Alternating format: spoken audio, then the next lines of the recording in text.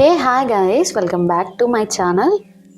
మీరు first time మన channel చూస్తున్నట్టయితే please do like, share and subscribe to our channel. ఈరోజు కంప్లీట్గా నా స్టైల్లో పన్నీర్ కాజు కర్రీ చూపిస్తాను. అలా హాఫ్ ముక్క చపాతీ, హాఫ్ ముక్క పన్నీరు, కొంచెం కాజు తీసుకొని తింటే ఉంటుంది. ఎవరైనా సూపర్ అనాల్సిందే.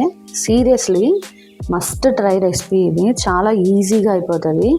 ఒక హాఫ్ లీటర్ వాటర్ తీసుకోండి, దాంట్లో 1 కప్ కాజు వేసుకోండి. కొంచెం పెద్దగా కట్ చేసుకున్న 2 ఉల్లిపాయలు, వాటిని నేనైతే అలా కట్ చేసుకున్నాను. సేమ్ మీరు కట్ చేసుకొని 2 వేసుకోండి. అండ్ దానికి సరిపడా సాల్ట్ వేసుకోండి. బాయిల్ అవ్వనియండి అలాగా కలర్ చేంజ్ అయ్యేదాకా. అలా ఉల్లిపాయ కాజు బాగా ఉడికిన తర్వాత దాన్ని మనం వాటర్ని, ఆనియన్, కాజుని సపరేట్ చేసుకోవాలి.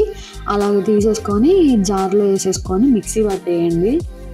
స్మూత్ పేస్ట్ ప్యూరీ ఉంటుంది కదా, అలా పట్టేయండి. ఈజీగా అవుతుంది. కొంచెం చన్నీళ్ళు పోసేసి మిక్సీ పట్టండి, బాగుంటుంది. దెన్ ఒక ప్యాన్ తీసుకొని బటర్, ఆయిల్ వేసుకోవాలి.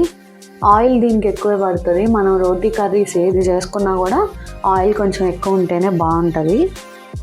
బాగా కాగిన తర్వాత మళ్ళీ 1 కప్ కాజు తీసుకొని ఫ్రై చేసేయండి. గోల్డెన్ బ్రౌన్ కలర్ వచ్చేదాకా ఫ్రై చేయండి. నీట్గా సిమ్లోనే పెట్టి చేయండి. చేసేసి దాన్ని సపరేట్ తీసేసుకోవాలి ఒక బౌల్లోకి.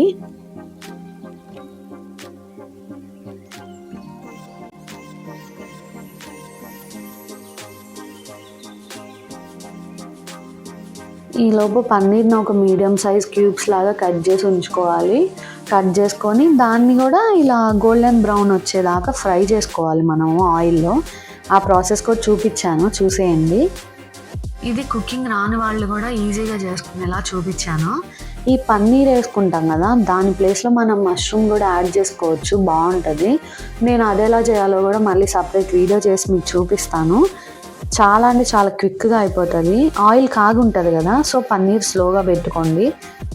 అంటే కాజు ఇప్పుడు దాకా ఫ్రై చేసాం కదా, సో ఆయిల్ బాగా హీట్ మీద ఉంటుంది. సో చూసుకొని జాగ్రత్తగా. ఇవి మాడకూడదు అసలు, గోల్డెన్ బ్రౌన్ రావాలి. జస్ట్ అలా 4 సైడ్స్ ఫ్రై చేసుకోండి, బాగుంటుంది.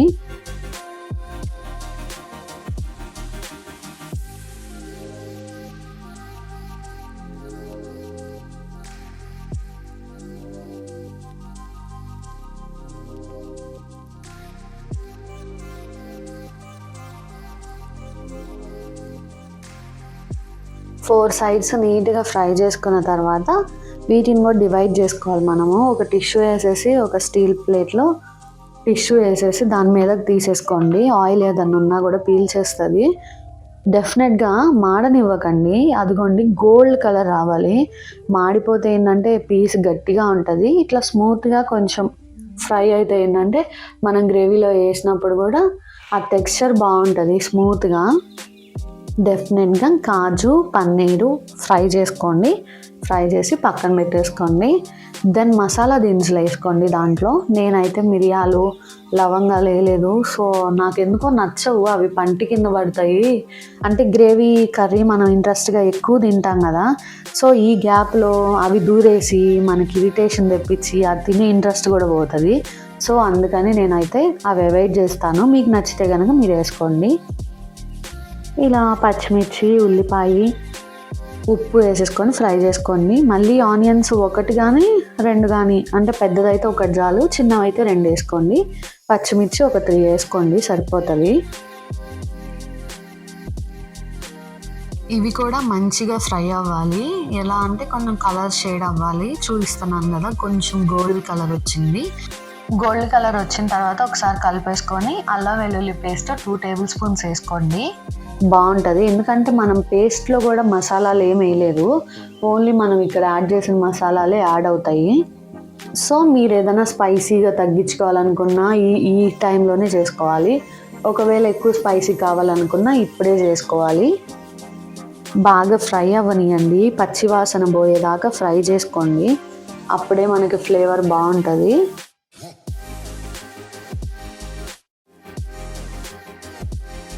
ఒక 2 టమాటాలని సన్నగా తరుక్కోండి. సేమ్ అలాగా కట్ చేసుకొని వేసేసుకోండి. నీట్గా సిమ్లో పెట్టేసుకొని ఫ్రై చేసుకోండి మొత్తాన్ని. టమాటా కొంచెం దగ్గర అయ్యేదాకా ఫ్రై చేసుకోండి.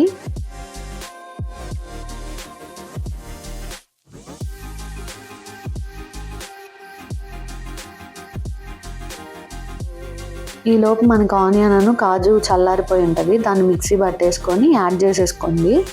ఆ జార్కు ఉన్నది కూడా కొంచెం వాటర్ పోసేసుకొని ఉంచండి, నేను యాడ్ చేసేటప్పుడు చూపిస్తాను, అప్పుడు యాడ్ చేయండి. అంటే మీకు కర్రీ ఇప్పుడు తెల్లగానే కనిపిస్తుంది, బట్ కలర్ చేంజ్ అవుతుంది డెఫినెట్గా. మీరు తెల్లగా ఉంటుందని అనుకోకండి, నెక్స్ట్ మనం మసాలాలు అవి యాడ్ చేస్తాం కదా, సో కలర్ చేంజ్ అవుతుంది. ఎందుకు మెన్షన్ చేస్తున్నానంటే నేను కర్రీస్ కొంచెం వైట్ కలర్లో ఉంటే నేను అంత ఇష్టంగా తినను. మా ఇంట్లో కూడా ఎవరు తినరు వైట్గా ఉంటే, వాళ్ళకి రెడ్గా అట్రాక్ట్గా ఉండాలి.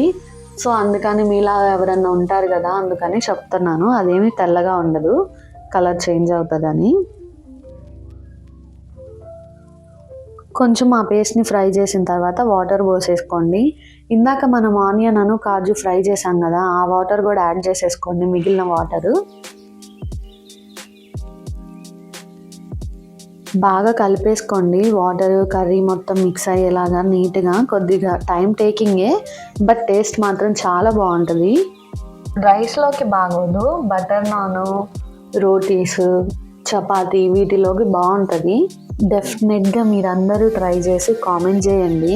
ఇంకా మీకు ఏదైనా రెసిపీస్ కావాలంటే కామెంట్ చేయండి, నేను చేసి చూపిస్తాను మీకు ఈజీగా. ఇప్పుడు మసాలా ఇంగ్రీడియంట్స్ ఉంటాయి కదా, అవి యాడ్ చేసేసుకోవాలి. పసుపు, కారం, గరం మసాలా, ధనియాల పొడి, జీలకర్ర పొడి, కాశ్మీరీ చిల్లీ పౌడర్, ఇవి యాడ్ చేసుకుంటే చాలు.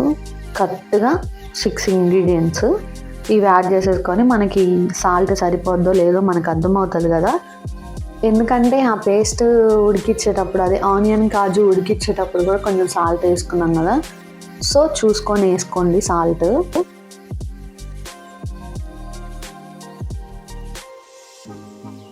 బాగా మిక్స్ అయ్యేలాగా కలుపుకోండి, నీట్గా అడుగు అంటకుండా సిమ్లో పెట్టుకొని కలుపుకోండి. ఒక్కసారి లిడ్ పెట్టేసి బాయిల్ అవ్వనియండి. అంటే ఫ్రై అయితే కొంచెం ఆయిల్ పైకి వస్తుంది కదా, అప్పుడు మనం కొంచెం వాటర్, అంటే మన టెక్స్చర్కి తగ్గట్టు వాటర్ యాడ్ చేసుకోవచ్చు.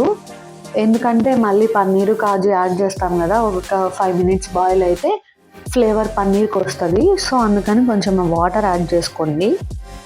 అదిగోండి, బాగా ఫ్రై అయిన తర్వాత కొంచెం వాటర్ యాడ్ చేసేసుకొని సాల్ట్ ఇప్పుడే చెక్ చేసుకోండి. యాడ్ చేసేసుకొని ఇంకా పన్నీర్ క్యూబ్స్ ఫ్రైడ్ కాజు ఉన్నాయి కదా, అవి వేసేసుకోండి, అంతే. సాల్ట్ ఇప్పుడే ఎందుకు యాడ్ చేసుకోమన్నానంటే పన్నీర్ వేసిన తర్వాత మనం తిప్పుతూ ఉంటే ఇరిగిపోతాయి, అంటే అవి స్మూత్గా ఉంటాయి కదా. సో పన్నీర్ వేసే ముందే మనం సాల్ట్ మసాలాలు అన్నీ చెక్ చేసుకోవాలి. ఇంకా అలా యాడ్ చేసేసుకొని నీట్గా కింద నుంచి ముక్క ఇరగకుండా కలుపుకోండి.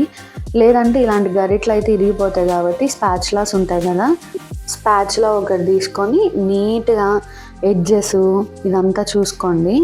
అంటే ఎడ్జెస్ కూడా మాడిపోతాయి, సో అందుకని నీట్గా కలిపేసుకొని లిడ్ పెట్టేసుకొని కొద్దిసేపు బాయిల్ అవ్వనివ్వండి.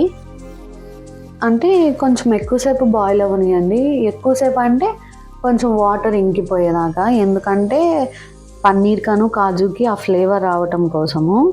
లిడ్ పెట్టేసి బాయిల్ అవ్వనివ్వండి. మనకి ఒక 5 minutesకి ఆయిల్ పైకి వస్తుంది, ఇంకా అయిపోయినట్టే. తర్వాత కసూరి మేతి, కొత్తిమీర, బటర్ కొంచెం యాడ్ చేశాక నీట్గా ఒకసారి పైన కలిపేసుకోండి. మళ్ళీ అడుగు దాకా వెళ్తే అవేమన్నా పీసులు ఇరగొచ్చు, సో జాగ్రత్తగా చూసుకొని చేసుకోండి. బ్యాచిలర్స్లో కుకింగ్ రాని వాళ్ళు ఉంటారు కదా, సో వాళ్ళు కొంచెం జాగ్రత్తగా చేసుకోండి. లేదంటే బౌల్ అటు ఇటు గ్రిప్ ఉంటుంది కదా, దాన్ని పెట్టుకొని షేక్ చేయండి, అంటే చేపల పులుసు తిప్పినట్టు తిప్పుకోండి, కానీ జాగ్రత్తగా కలుపుకోండి.